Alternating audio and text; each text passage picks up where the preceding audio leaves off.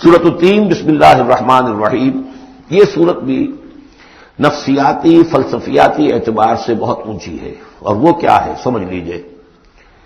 جب کبھی اللہ کا بندہ کوئی جس کی اخلاقی حس بیدار ہو، بات وہیں سے چل رہی ہے، اخلاقی حس الہمہا فجورہا و تقواہا، وہ اگر کسی بگڑے ہوئے معاشرے میں بیٹھ کے دیکھتا ہے کہ ہر جگہ پر خود غرضی ہے، ظلم ہے، ہر جگہ پر ہم دیکھ رہے ہیں جھوٹ ہے، دھوکہ ہے، فریب ہے، زیادہ بیان کرنے کی ضرورت ہی نہیں، خود ہمارا جو معاشرہ ہے اس کی بہت بڑی مثال موجود ہے، شاید بڑی ہی نمائندہ جو مثال ہے دنیا کے اندر اس چیز کی. اس پہ کوئی غور کر رہا ہے تو غور کر کے بالآخر بسا اوقات انسان اس درجے پر پہنچتا ہے کہ انسان ہے ہی بہت حقیر اور بہت گندی مخلوق، اس میں خیر ہے ہی نہیں، خیر کا کوئی پہلو نہیں. اور یہ میں آپ سے عرض کر دوں، آج کے سارے جو ماہرین نفسیات ہیں ان سب کا حاصل یہی ہے کہ انسان میں کوئی اعلیٰ شے ہے ہی نہیں. یا پیٹ ہے، یا اس کی شہوت ہے، یا حب تفوق ہے، یا اینیمل انسٹنکٹس ہے. کسی خیر کا مجھے کسی بھی جو بھی ہو آپ کا سائیکالوجسٹ کو بتا دیجئے کہ وہ کسی خیر کا بھی آپ کے اندر کوئی سراغ لگا کر بتا سکے. یہ جو ایک آتی ہے انسان کے اوپر مایوسی، حساس انسان پر، اس میں یہ صورت نازل ہوئی ہے کہ انسان شر ہی شر نہیں ہے، گند کی پوٹ ہی نہیں ہے، اس میں بڑی بلندی کا پہلو بھی ہے. والتین والزیتون، گواہ ہے انجیر اور گواہ ہے زیتون، وطور سینین اور گواہ ہے وہ پہاڑ طور سینا، وہذا البلد الامین اور گواہ ہے یہ شہر امین، امن والا شہر. لقد خلقنا الانسان فی احسن تقویم، ہم نے تو انسان کو بہت بلند حساب پر، بہت عمدہ تخلیق پر بنایا تھا. اب قسموں کا اس کے ساتھ ربط کیا ہے؟ تین، انجیر، یہ اس علاقے میں کثرت سے ہوتی تھی اور کہتے ہیں کہ اس پہاڑ کا نام بھی جبل تین تھا جہاں حضرت نوح علیہ السلام نے دعوت و تبلیغ کی 950 برس تک.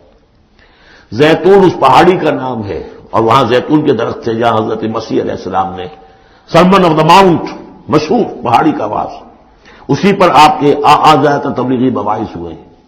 طور سینین تو واضح ہے حضرت موسیٰ علیہ السلام کو جہاں ہم کلامی حاصل ہوئی. ھذا البلد الامین اور یہ امن والا شہر جس میں محمد الرسول اللہ دعوت و تبلیغ کے فریضہ سر انجام دے رہے ہیں.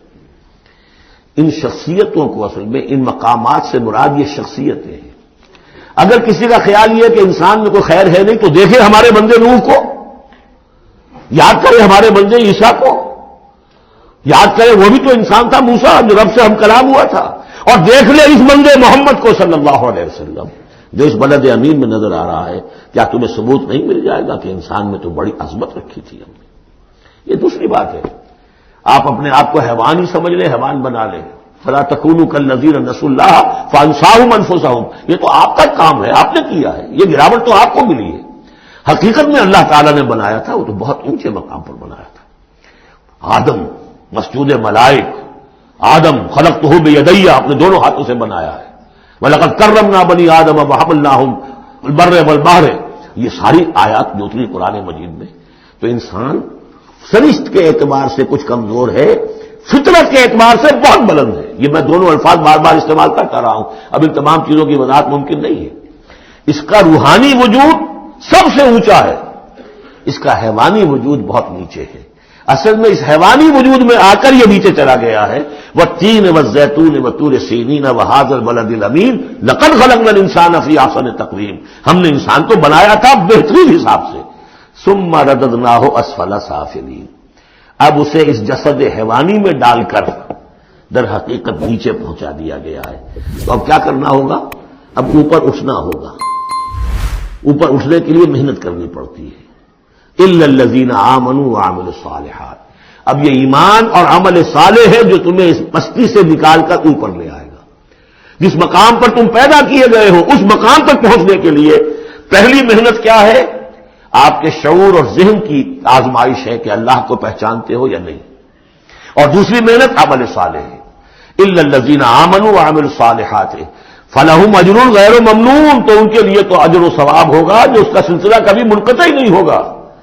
فما یکذبک بعد بالدین، اب اس کے ساتھ ہی ایک بات ایسی جوڑ دی کہ اگر تمہیں بھی نظر آ رہا ہے کہ کچھ لوگ بلند ہیں، کچھ پست ہیں، کچھ گھٹیا ہیں، کچھ بڑھیا ہیں، تو سوال یہ کہ اس کا کوئی نتیجہ بھی نکلنا چاہیے کہ نہیں.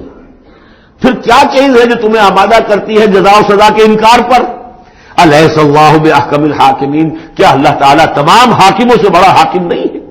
تو کیا کوئی حاکم ایسا بھی تم نے دیکھا کہ جو اپنے نیکوکار بندوں کو اور اپنے غداروں کو اور اپنے باغیوں کو ایک جیسا کر دے؟ تو اگر انسانوں کے اندر یہ دونوں طرح کے کردار موجود رہے ہیں، جو تمہیں زیادہ نظر آ رہے ہیں وہ تو دوسری طرح کے ہیں، ہم نے بھی تمہیں دکھا دیے نا، موسیٰ بھی اللہ کا بندہ تھا، انسان تھا، عیسیٰ بھی تو ایک انسان تھا، یہ محمد بھی چلتے پھرتے جو ہے ثبوت ہے انسانی عظمت کا، یہ انسان کے اندر عظمت بھی ہے، اگرچہ ادھر اگر متوجہ نہیں ہوگے تو واقعی حیوانوں سے بھی بدتر ہو جاؤ گے، اولئک کالانعام بل هم اضل۔